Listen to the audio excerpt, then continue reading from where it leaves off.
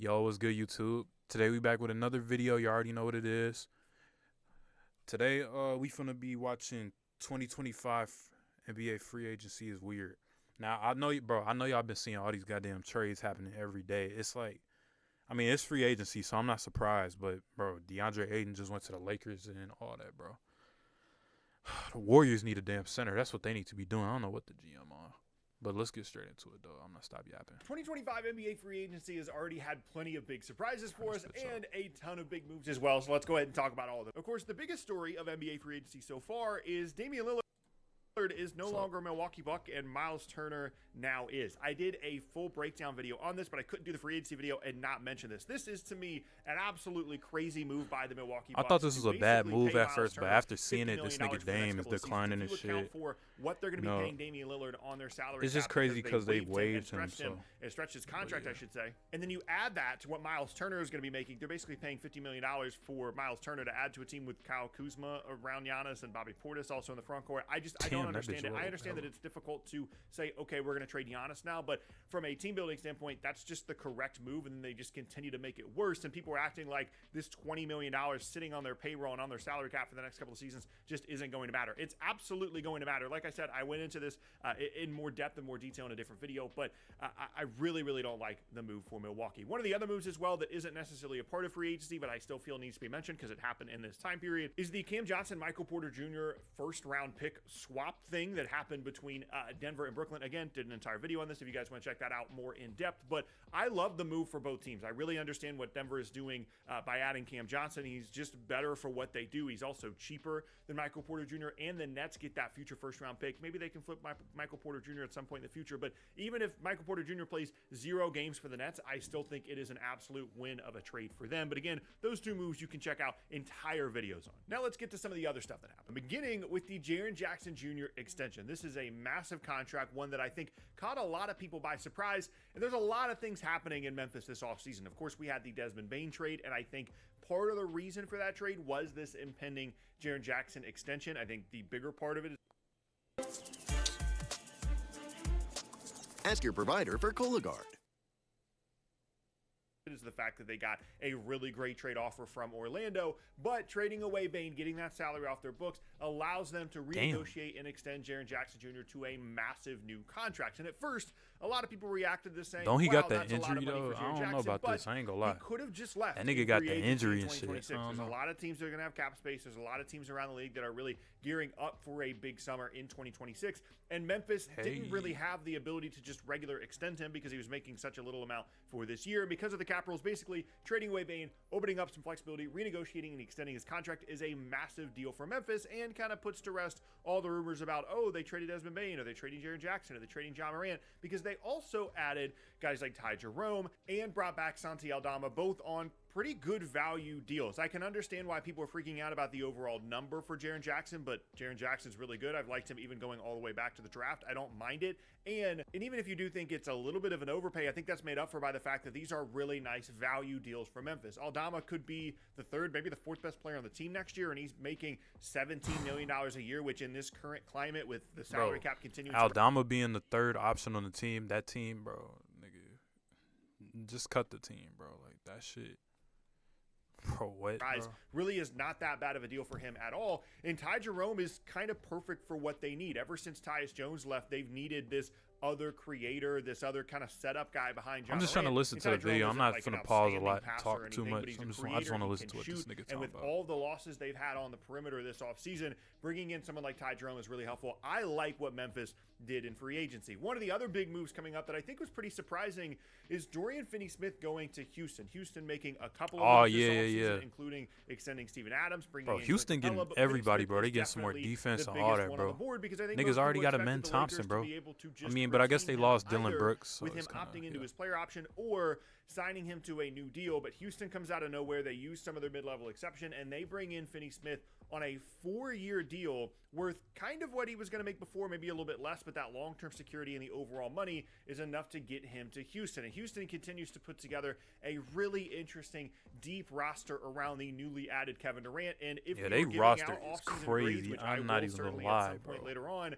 The Rockets are getting an A+ right now because they Niggas are got Clint adding depth. Capella They didn't too, give bro. up that Oh much my for Kevin God. Durant, and they are just so well built, and Shit. honestly built in a way that reminds me of a team like Oklahoma City that we saw dominate on defense all year long, whose depth and versatility really helped them throughout a postseason run. It's not exactly the same level, but by re-signing Jabari Smith, continuing to add in the front court with Finney Smith, Steven Adams, and Clint Capella, and with Alperen Şengün still there, they have so many different lineup possibilities, and I love all those moves in Houston. Obviously, I wasn't the only one thinking this, but I certainly was wondering when they were adding Capella and they were bringing back Steven Adams, I was wondering, does this mean that Şengün is potentially on the move elsewhere? Because you think about all the front court guys they have, Finney Smith, Kevin Durant, Şengün, Steven Adams, Clint Capella, Jabari that nigga's Smith. the heart of the That's team, a lot my of nigga. guys in the front court. Obviously, they think that they can play big. They can play KD at the 3 a bunch. even Şengün though could he play the hasn't done 4 that as low-key, much bro. lately in his KD could play career. the 3. But it does make me at least wonder. Right now, it seems like they're standing pat, but I like all those moves for Houston. And a continued theme here throughout free agency has been big extensions, and that certainly was the case in Minnesota, where they extended Naz Reid and Julius Randle to big new contracts, and they lose Nickeil Alexander-Walker in free agency, or I should say in a sign and trade, but really in free agency, so they could afford both Reid and Randle. He ends up going to Atlanta. Let's first talk about what's happening in Minnesota. We talked about this in an offseason video for them previously. It was going to be basically impossible for them to retain Reid, Randle, and Nickeil Alexander-Walker, all while staying underneath the second apron, and they are desperate to stay underneath the second apron because that just limits so much of your flexibility. And so ultimately, they choose Nickeil Alexander-Walker as the guy that leaves. They have some other role guys ready to step up behind him, and they keep Reid and Randle to add, of course, to their front court of Rudy Gobert. They tried to make a run at Kevin Durant this offseason, but ultimately decided that the flexibility of having Reid and Randle from a lineup perspective, as well as having those two salaries broken up rather than the previous gigantic Karl Anthony Towns salary they traded away a year ago, having those two things separately rather than Towns together gives them the flexibility that they want over the next couple of years of the Anthony Edwards era, and both of those contracts are really not all that difficult to move. I saw a little bit of pushback on how big the Naz Reid deal was, but frankly, that's just kind of the going rate for players of his caliber. I know it seems crazy to see a number of $25 million for a six-man, but as the cap continues to go up, and as guys like SGA and Devin Booker are signing contracts worth over $70 million a year, the max contract in the NBA is about 39 or 40 million. This nigga SGA finna make like $70 million a year, and Booker, bro.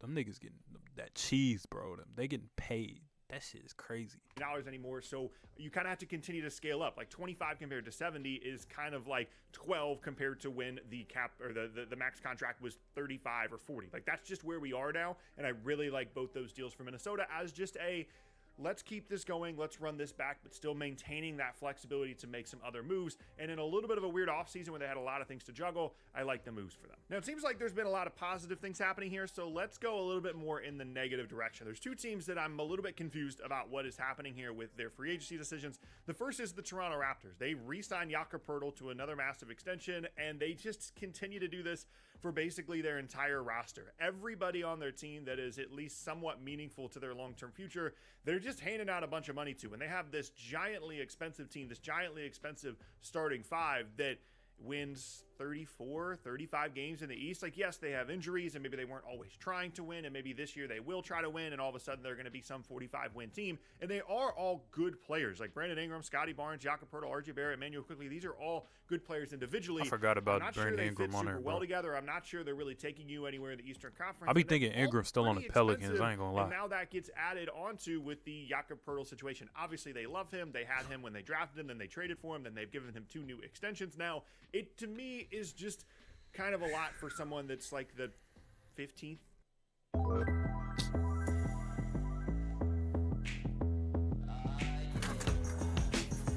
Niggas trying to show me this ad like I care, bro. Like, come on, bro. Best center in the league. Like, it just seems like a lot of money for a guy that maybe they could have gotten some value out of in a trade. I'm just unsure about the overall direction in Toronto, and I think they are too, because now they're under new management in the front office with Masai Ujiri now gone. Another move I didn't really love is Dennis Schroeder ending up in Sacramento. They signed him to 3 years, $45 million, and it's This nigga Dennis Schroeder, he's been on 10 teams, bro. But then I thought that was a record. But then I seen Ish Smith. If y'all know who Ish Smith is, I don't know if he's still in the league, but bro, he played for 13 teams, bro. 13 teams is crazy. I think that's the record. That got to be the record, bro. Ain't nobody playing more than that, bro. That One, shit's it's just ironic wild, that they're in bro. desperate need of a point guard this Nigga had to offseason because move they had almost Tyrese every year of Haliburton his career. and De'Aaron Fox in the Shit's roster, and crazy. they traded away both.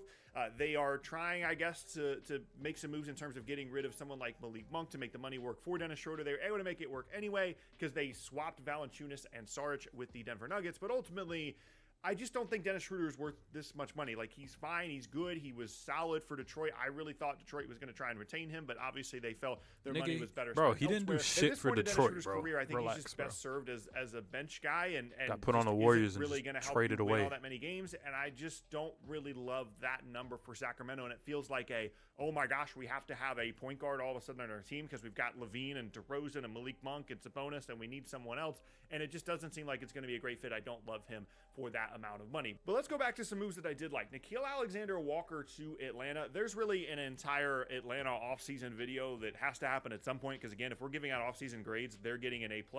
I really like his fit in Atlanta. I thought he was going to be one of the main free agents of the offseason. He gets a little bit more even than that mid-level exception that most teams had access to. Body CP, and that hey. number for Atlanta, I think, is going to be really helpful for them possibly in I'm not even trade listening stuff, to what he's or saying. I'm not going to lie. if they do want to make some kind of massive move for someone like Giannis, they're okay trading away, Zachary Richichet, whoever else, because then they have that other guy in Alexander Walker that can step up. I love what Atlanta did in the draft in terms of moving around, getting that future Pelicans. Bro, what was that trade? I mean, some really nice pieces. I mean, and that Alexander pass, Walker bro. is just another example of that. That Then you get pass to is some of these fucking smaller terrible, kind of I'm not veteran gonna lie. moves. D'Angelo Russell going to Dallas has not really been discussed. I'm not a D'Angelo Russell guy, but I think for Dallas's purposes, he's literally perfect. Like, they need a guard. They need someone that can score until they get Kyrie Irving back at whatever point that is. And then when that happens, they need someone that can just kind of slide to the bench and play 18 minutes a game. And D'Angelo Russell fits perfectly within that role because if I'm the Mavs, I don't really want to have a lot of like Spencer Dinwiddie involvement in the beginning part of my season. And that's what they were looking at before adding D'Angelo Russell.